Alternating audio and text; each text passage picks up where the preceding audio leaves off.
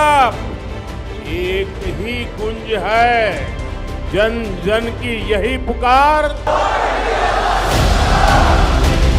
कि भाजपा जो कहती है वो करके दिखाती है। वो कितनी ही गालियां दे दे, आपका प्यार उनकी गालियों को भी चूर चूर कर देता है। बीजेपी विकास का स्कोर तेजी से बनाएगी।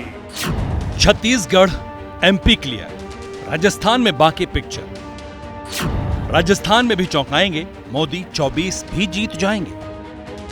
ये दो तस्वीरें देश की आने वाली राजनीति का अक्स हैं। ये दोनों तस्वीरें बताती हैं कि बीजेपी सीएम चुनने में देर लगाती है तो सरप्राइज लेकर आती है। ये दोनों तस्वीरें बताती हैं कि मोदी हैं तो कुछ भी मुमकिन है। छत्तीसगढ़ में विष्णुदेव साय को सीएम की गद्दी सौंपी गई तो मध्य प्रदेश में शिवराज की सत्ता की विरासत को मोहन यादव आगे बढ़ाएंगे। दोनों नए चेहरे हैं, लेकिन दोनों को सियासत का लंबा तजुर्बा है और दोनों को मुख्यमंत्री की गद्दी पर बिठाकर बीजेपी ने 24 की लकीर खींच दी है। एक सामान्य कार्यकर्ता के लिए इतना बड़ा पद दिया गया है, ये भारतीय जनता पार्टी में ही संभव है। मध्य प्रदेश के लिए जहां शिवराज सिंह चौहान जी ने छोड़ा है उसको आगे बढ़ाने में मोहन जी बहुत अधिक सफल साबित होंगे। बीजेपी के नेताओं को ही नहीं बल्कि सियासी पंडितों को भी ये प्रधानमंत्री नरेंद्र मोदी का मास्टर स्ट्रोक ही लगता है। इसकी वजह भी है, 5 राज्यों में चुनाव के बाद देश इलेक्शन मोड में आ चुका है। चुनाव से ठीक पहले राजस्थान, मध्य प्रदेश और छत्तीसगढ़ में मिली कामयाबी ने बीजेपी को बूस्टर डोज दे दी है। तो बीजेपी ने भी मध्य प्रदेश से लेकर छत्तीसगढ़ तक जातीय समीकरण साधने में देर नहीं की। छत्तीसगढ़ में विष्णुदेव साय को सीएम बनाया गया। विष्णुदेव साय आदिवासी समुदाय से आती है। छत्तीसगढ़ की कुल आबादी करीब 2,75,00,000 है, जिसमें से 34% आदिवासी वोटर्स हैं। विधानसभा चुनाव में आदिवासियों के लिए 29 सीटें रिजर्व हैं। इन 29 सीटों को छोड़कर भी कई ऐसी सीटें हैं जहां आदिवासी वोटर्स हार जीत में अहम फैक्टर निभाते हैं।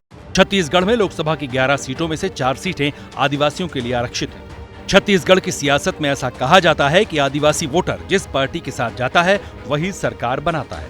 इसी तरह मध्य प्रदेश में मोहन यादव को मुख्यमंत्री बनाकर पूरे देश में संदेश देने की कोशिश की गई है। देश की कुल आबादी में ओबीसी वोटर्स की हिस्सेदारी 42% है।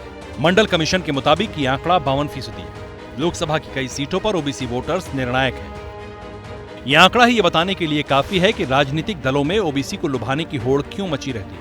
वैसे पिछले 1.5 दशक के दौरान ओबीसी वोटर्स बीजेपी के साथ रहा है।